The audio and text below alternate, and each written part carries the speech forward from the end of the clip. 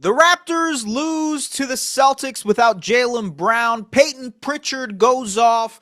It was an ugly one. Let's go to the film room. The only thing that's originally filmed is that I've studied older films and tried to figure out how I got that impression. I was getting knees right in the cutting room. The unique thing about film is an art form exactly. is the editing. So the Raptors got outscored by 18 points in the paint tonight. And I don't think it was their ability to score when they got in the paint. It was their ability to get into the paint in general. The Celtics walled off that area of the floor and dared the rest of the Raptors to beat them. And while sometimes they got certain opportunities, as you see here later in the same possession, Scotty Barnes gets doubled in the paint. Tough look here. Neemias Queta completely helping off of Sandro Mamukelashvili. But they aren't able to really generate any good looks, and paint touches are essential to the Raptors' offense humming. This time, on this possession, Mamu does get a wide-open corner three because they touch the paint. And Mamu was the only guy on the team tonight to take advantage of the different Celtics defense they were throwing out. But even when they got into the paint, even when they did get in there, I thought Scotty Barnes was pretty inconsistent at trying to be aggressive as a scorer in the paint. The Celtics wing depth was really good. Hugo Gonzalez specifically was really great in this game as an on-ball defender. But they have tons of size. You know, Josh Minot here on the wings to pinch in. Luka Garza has been awesome all night as a rebounder. Big size there for the Celtics. The size in general forced the Raptors into a lot of tough looks. And if you look here, as Scotty is in the paint, you know, he's got 2 feet in there. There are 3 Celtics squared in on him, right? And he doesn't have a lot of options. You know, Jacoby Walter is going to shake out here above the break. He could pass this out to Jacoby, but Jacoby isn't getting respected here, right? Grady Dick also not getting respected here. Even Jamal Shed, to a certain extent, not getting that much respect. So this is all Scotty has to do something himself. And it's just a lot of pressure on him to be that main guy offensively. He tries to pass it to Colin Murray-Boyles in the dunker spot. They lose it. That's a turnover. And if you look at the Celtics defense, they are switching everything. So you see here, Derek White shows on this pin down to allow Jordan Walsh to recover here and not get Brandon Ingram an ability to get downhill, right? They switch this action. The Celtics switch this action. They're comfortable switching it because they're comfortable with Jordan Walsh on Emmanuel quickly. No driving lane there. Jamal Shed on Payton Pritchard. They pinch in. As you see, Jordan Walsh is already pinched in here, basically near the elbow area, not allowing Shed an opportunity to drive, right? Again, not allowing paint touches. Ochai Agbaji, runs a guard screen and roll. They get some sort of advantage here. Shed is able to get downhill, but he's not able to really do anything to the Celtics defense, right? Again, they are still in their shell. It hasn't been shifted in any sort of way. And so as you see here, now Scotty gets an opportunity to attack Sam Hauser. And really, the only way the Raptors were able to get anything in the paint was when Scotty was aggressive and trying to score in these opportunities. But a lot of their offensive possessions looked like this one, where they just couldn't generate anything getting to the paint. You see Ingram here, not able to get downhill against Minot, passes it to Scotty Barnes. Mamu here, again, has had a really good offensive night, but for the most part, can't attack a defense that isn't tilted. You need an advantage creator to be able to shift the defense. The Raptors struggled immensely tonight at doing so. And so the Celtics stay in their shell, right? The Celtics don't have to rotate. They don't have to move whatsoever. And Scotty Barnes tries to get in. Derek White stymies him. Good help and dig by Josh Minot to stop the drive. And you now have 7 seconds left, and there's not that many opportunities created. You haven't shifted the Celtics defense whatsoever.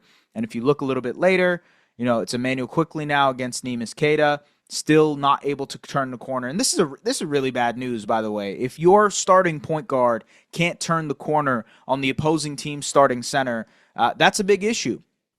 That's just something that he has to be able to do. And while Brandon Ingram does bail out this team with a shot clock winding down 3-point shot, that is bad offensive process from the Toronto Raptors. As we welcome you inside the film room, folks, it was an ugly game. My God, it was a bad game for the Toronto Raptors, who should have won.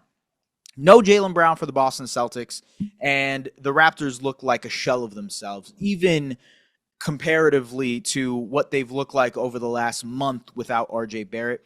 This was a bad game, a very, very bad game. I mentioned the points in the paint disparity. They got dominated on the interior overall. The Celtics had 61 rebounds compared to the Raptors' 48. They had 17 offensive rebounds to the Raptors' 9. They took 8 more shots than the Raptors overall in this game, so they absolutely dominated the possession battle. They also dominated inside the points in the paint. And while three-point shooting certainly helped the Raptors tonight, they were 16 of 47. They made 16 threes. Again, Sandro Mamukelashvili ended with 24 points. He knocked down 6 of his 9 threes. Brandon Ingram hit a couple of threes. Even Jacoby Walter and Jamal Shed knocked down a couple of threes. That was by design. The Celtics said, we are okay if you beat us with the three-point shot. We are not okay with you dominating us on the inside. And I think that's been one of the calling cards for this Raptors offense, especially when they were doing well offensively in November. Points in the paint was one of their calling cards. And that has completely evaporated. Of course, a lot of the interior stuff has to do with the fact that they're missing their 2 starters. RJ Barrett, not able to be there for the last month, and so not able to get to the rim. He is their number one, paint presence, if you will, as an offensive weapon. Jakob Poeltl is an elite screener. We've detailed it here on this show, how much his screen assists. He's near the top of the league when it comes to screen assists. Open up the floor for Brandon Ingram. Open up the floor for Emmanuel Quickley. Open up the floor for Scotty Barnes and for others alike. Not having those two clearly limits the Raptors in terms of their presence on the interior. It changes the dynamic of this team. And they lacked identity in a major way tonight. When those 2 players were not available, they fell into the hands of the Celtics. It was like exactly what Boston wanted them to do. And you needed a better Scotty Barnes game tonight, who finished the night, 5 of 15 from the field. I thought he struggled against the length of the Celtics overall. Thought the Jordan Walshes and Josh Minotts and Hugo Gonzalez's of the world really did a good job against him. And I thought the help defense of Keita and Luka Garza were really good as well against Scotty. I think this was a very disappointing effort from the Toronto Raptors, who have to ask themselves, of course, missing starters is a big issue here, and you're missing 2 guys who are very integral to both sides of the floor for you. But this was just a very disappointing game because the Celtics were missing a 30-point scorer. A guy in Jaylen Brown who's averaging 29, 30 points a game. He's basically been a walking 30-point bucket all season. And yet you still got absolutely fried in this game. You got absolutely cooked. Payton Pritchard had 19 points in the third quarter. He finished with 33 points and 10 assists. Derek White ended with 15 points and 7 assists. They got some good contributions from Hugo Gonzalez, Luka Garza, and Anthony Simons off of the bench. And that Celtics team looked like a team that understood its identity, that knew that even if they were missing some players, even if they were missing their lead scorer, that they have this sort of identity on both sides of the floor, whether it be stopping people from getting into the paint and also trying to dominate the possession battle. The Celtics understand who they are. Do the Toronto Raptors understand who they are? I'm not necessarily sure they have figured out a tried and true recipe to winning this season. It felt like when they were on their winning streak, and it felt like when they were on top of the world in November, that they were starting to figure out how they could win. Injuries have certainly limited that. No RJ Barrett and a hampered Jakob Poeltl has really hurt. But you still have to find ways to grind wins out against teams who are injured. This was a very, very poor effort from the Raptors. And I was listening to Darko Rajakovic post-game say that, he was happy with his team's effort. And truthfully, I would have to disagree. I don't think their effort was good tonight. I thought Emmanuel Quickly, who, by the way, was 1 of 12 from the field, ended with 3 points, 7 assists, 4 rebounds. I got into a bit of a discussion in my last recap when someone said, hey, you're being a little bit too harsh on Emmanuel Quickly because you said he didn't provide anything to their win against the Bucks. And I'm like, you know what? That's fair. He at least moved the ball. He rebounded. Sure. He did not do that tonight. This was a poor effort for him. And the one thing about Quickly is that when the shot isn't falling, it's really hard for him to get the other aspects of his game going.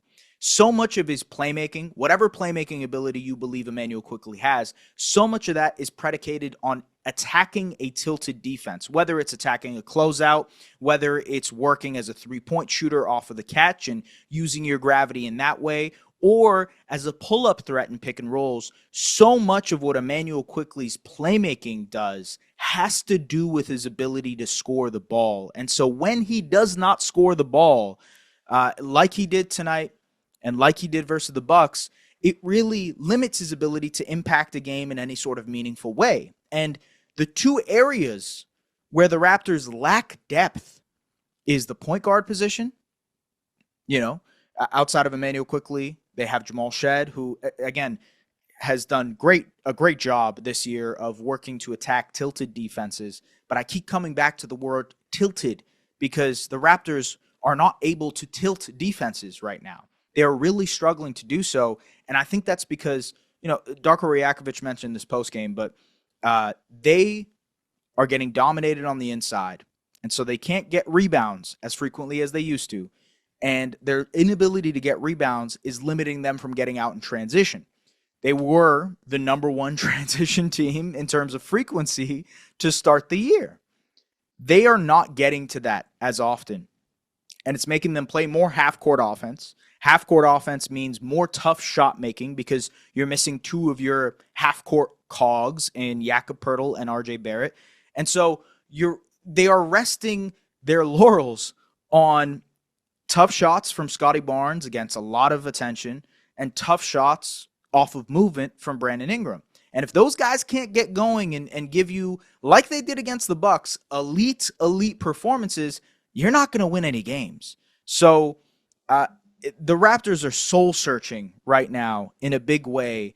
And I think it's very poignant that they play against a team like the Celtics that even without Jason Tatum, even without Jaylen Brown, really understands who they are as a team. They understand their identity. And by the way, they can reach their identity consistently. I think this is another aspect that the Raptors are sorely lacking. They can't play the way that they want to every single night. And again, I get it. Have to add the caveat that they are not healthy right now. And so it's hard to put everything on how poorly they played tonight versus everywhere else. But at the same time, they can't play as intensely as they need to, as amped up as they need to defensively, as fast as they need to offensively every single night. It's hard to do that. It's hard to play the way the Raptors want to play for an 82-game season. The way that this team wants to play is cause chaos defensively, force turnovers, run in transition, and you're doing it while Brandon Ingram is leading the league in minutes. That's a recipe that I think will exhaust the team. And it's funny to say that because I think they've had some rest. This is their third game in, 12, 13 days, whatever it is. They should be well rested. And yet it felt like they couldn't get up for this game. So this was a very disappointing effort from the Toronto Raptors. I think this was a very disappointing game in general. And I really hope that the injuries and the health of RJ Barrett and Jakob Poeltl solve the problems for this Raptors team, because we're banking on it a lot. I think they're banking on it a lot. Yes, the sky is not falling. The Raptors are still, 17-12. At this point, 17-12. They're fifth in the Eastern Conference. The sky is not falling. They're still a team that can perform, that can beat the bad competition, but at the same time, like the ceiling in which this team could reach is not being met consistently. That comes down to identity. That comes down to injuries. That comes down to a lack of execution, and all of those things combined. You know, I kind of feel like that meme. There is no passion. There is no execution. There is no belief. You know, so like I feel like that right now for this Raptors team. They need to be better. You know, and this is coming off of 2 wins where they grinded it out. Right? They grinded it out against Miami, where they fell down early and had to grind it out and win, and kind of they were staying within arm's reach, and in the fourth quarter, they closed it out.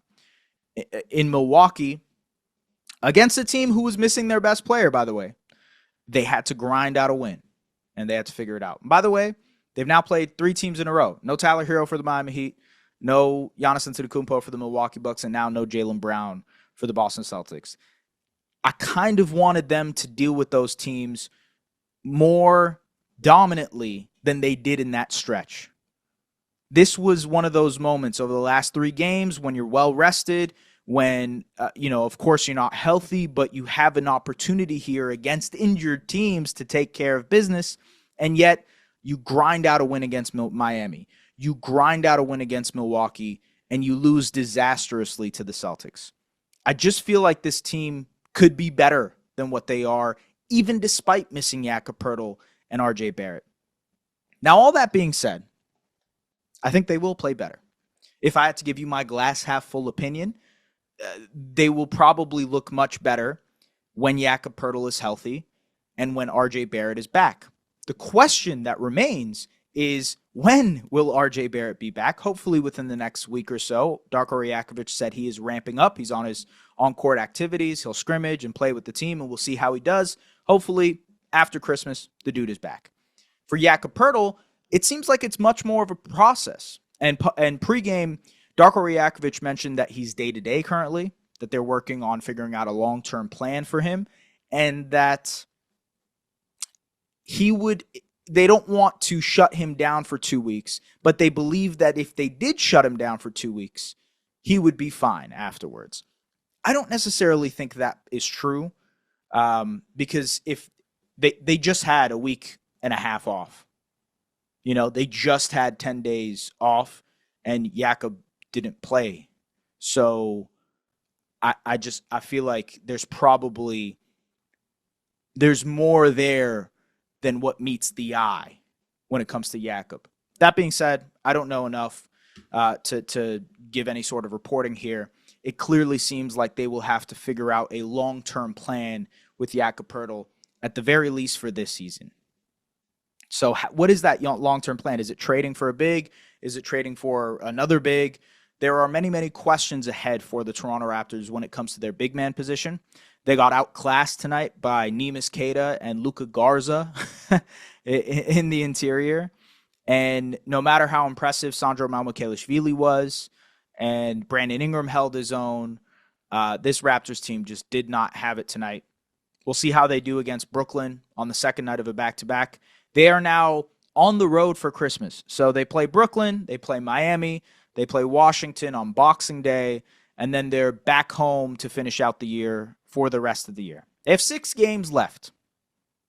Very curious to see how they do and how they close out 2025. Folks, as always, make sure to like, comment, subscribe. Let me know what you guys think. You know, I spieled a lot in this one. Didn't break down as much film because, truthfully, the film was frustrating.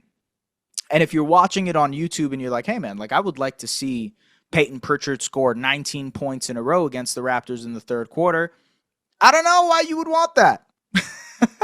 I don't know why you would want that. But as always, make sure to like, comment, subscribe. We appreciate you guys for tapping into Raptors Republic. Hopefully we'll see you in Brooklyn for a win. Peace.